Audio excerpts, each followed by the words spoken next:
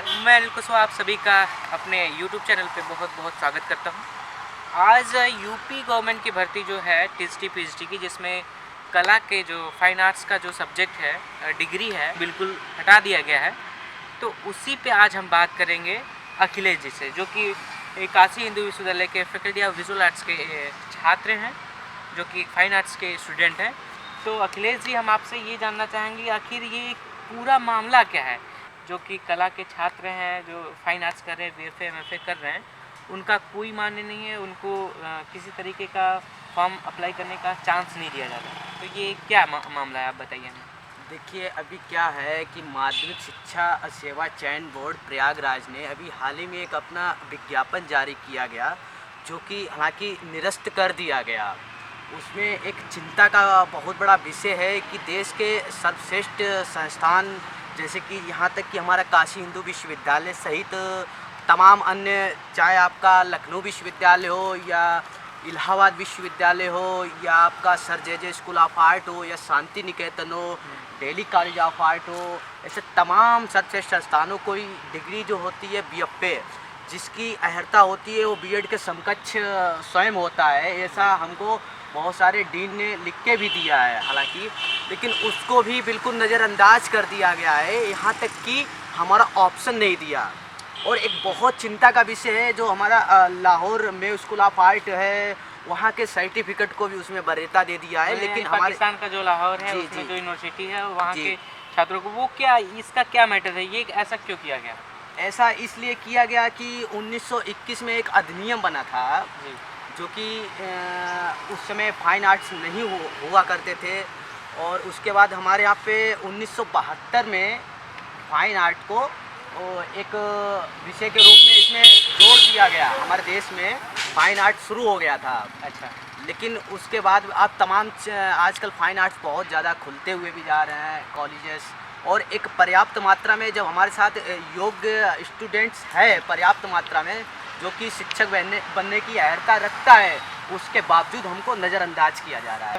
तो इस पे आप लोगों ने क्या किया? अभी आप लोगों ने केस दर्ज किया, लेकिन उसकी सुनवाई कहाँ तक पहुँची, इसका क्या?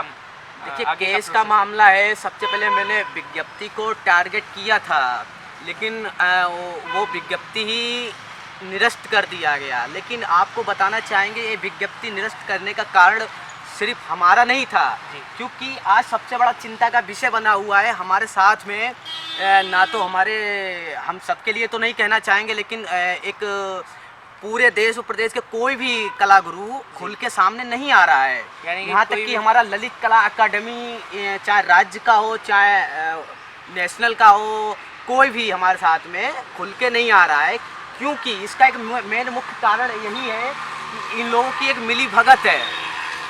और मिली भगत है कि मतलब कि इंटरव्यू के दौरान या मतलब तरह तरह के, मतलब जो लोग योग्य नहीं है, अयोग्य लोगों को बिठाने के साथ साथ लाखों रुपए का जो है एक धांधली होता है, और उसको कलेक्शन किया जाता है और सब आपस में बांट लिया जाता है। नहीं, आप कहना चाहते हैं एक धांधली हो रही है, तो बिल्कुल। ये कैसे धांधली हो रही है? मतलब कहना चाहते हैं कि आपकी ये फाइन आर्ट्स के स्टूडेंटों को न देने से उस पर सरकार का इसमें कोई फ़ायदा है या व्यक्तिगत किसी का फ़ायदा है?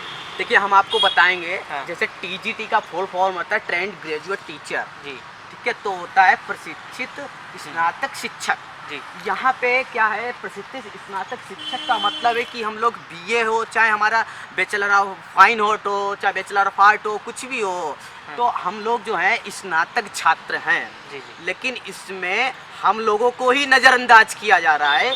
तो इसमें सबसे बड़ा सोचने वाला प्रश्न यही बनता है कि टीजीटी का फिर मतलब क्या है। और आपको एक बहुत ही सोचने वाली एक बात बता रहे हैं कि अभी हमारे 400 कैंडिडेट्स ऐसे थे जिनका सिलेक्शन हुआ था इस वैकेंसी में, उत्तर प्रदेश सरकार ने किया था 2016 वाली भर्ती में। 16 वाली भर्ती में 400 लोगों का सिलेक्शन हो गया, जी, ठीक है। हाँ। और फिर उनको बाहर कर दिया गया। फिर वो उनसे मांगा गया कि आपने प्रावैधिक नहीं किया है, प्रावैधिक लाओ, या अच्छा, तो लाहौर की अच्छा, डिप्लोमा दिखाओ, तमाम अच्छा, तरीके के कर दिए। एक सोचने वाला है कि रिसर्च स्कॉलर कितने साल देता है अपना कला के प्रति, उसको भी वहाँ से दरकिनार कर दिया गया।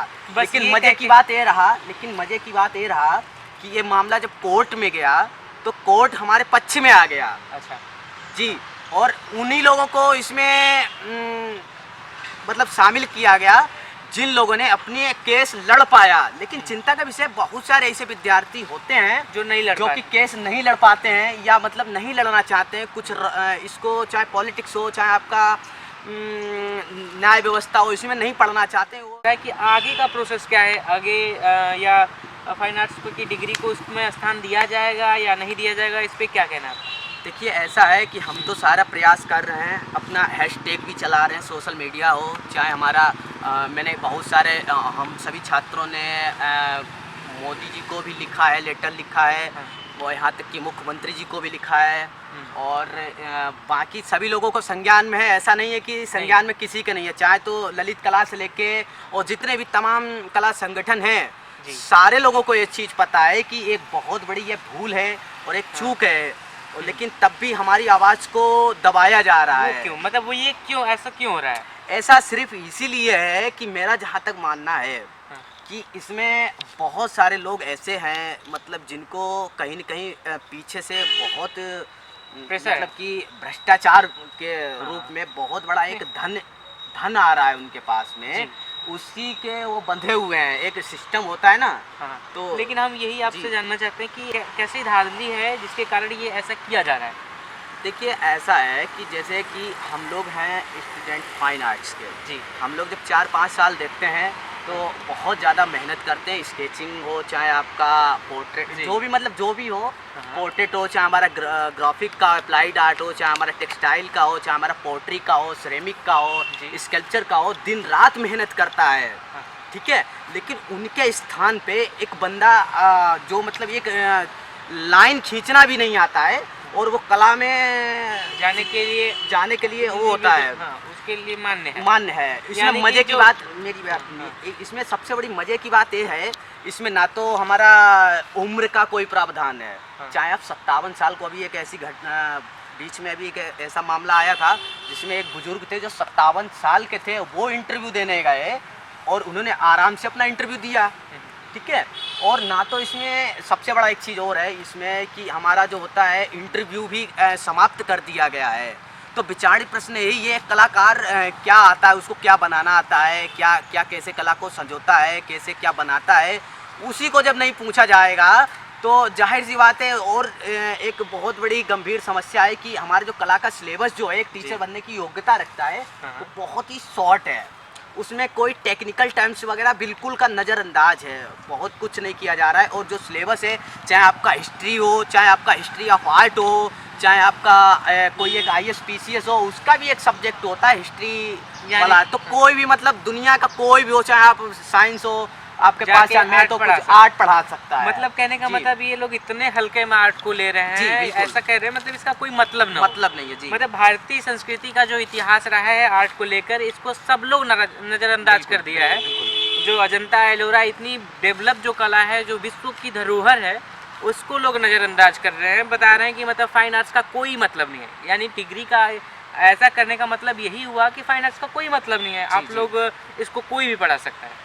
यानी मतलब फाइन आर्ट्स का डिग्री का भी कोई मतलब नहीं रह गया। आप लोग कुछ भी कर रहे हैं, इंटर किए हैं यानी प्रावैधिक कला आपने लिया है तो आप कर सकते हैं। जबकि 4 सालों की डिग्री है BFA, 2 साल की MFA है, PhD करना अलग से पड़ता है। इतना समय देने के बावजूद भी लोग कह रहे हैं कि मतलब इस डिग्री का कोई मान्य नहीं, तो ये तो सबसे बड़ा अन्याय है हम लोगों के साथ, फाइन आर्ट्स के साथ अन्याय है। बट इसमें बहुत सारे छात्र भी शामिल नहीं हो पा रहे हैं। सभी छात्रों से मैं चाह रहा हूँ कि सभी छात्र एकजुट होकर इसके खिलाफ हम लोग लड़ेंगे और लड़ते रहेंगे जब तक इसके लिए कुछ सही निर्णय नहीं आ पाता है हम लोगों के।